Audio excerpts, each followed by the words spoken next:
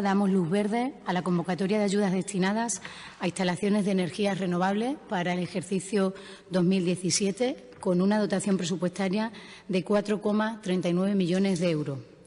El objetivo de esta convocatoria de ayudas es fomentar la adquisición, instalación, mejora,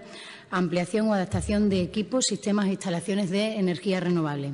Ya nadie duda de que el futuro pasa por desarrollar las energías renovables y medidas como estas creemos que contribuyen a facilitar el camino hacia la necesaria reconversión energética que posibilite una menor dependencia de manera progresiva de las energías fósiles.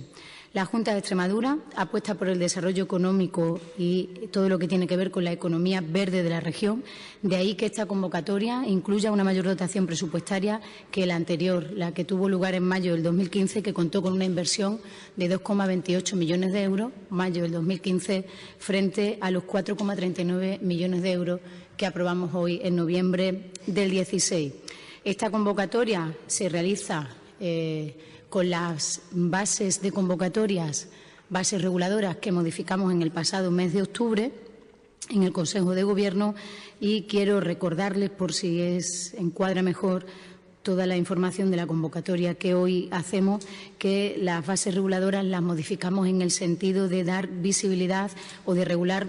que es el término más apropiado, las dos modalidades que antes no se diferenciaban: las instalaciones fotovoltaicas para el autoconsumo de energía eléctrica y las instalaciones fotovoltaicas aisladas de la red, es decir, sin conexión a la red. Modificamos en el mes de octubre las bases reguladoras para diferenciar esas dos modalidades y hoy convocamos con un incremento considerable el presupuesto esas ayudas.